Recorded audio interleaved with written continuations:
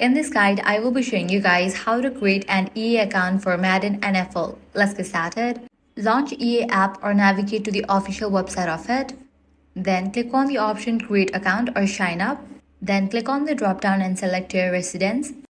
Likewise, select your date of birth and click on Next. Now go ahead and enter the email address. Check in for the option and click on Next. Now you'll be receiving verification code in the email address that you have just entered. Check your mail and type in the code over here and click on Next. Now you'll need to generate an EA ID and the password. After you do that, accept with the terms and conditions and click on Create Account. And with this, your account has been created. Now open your Madden NFL game on your console, PC or mobile device and sign in using the same EA account details.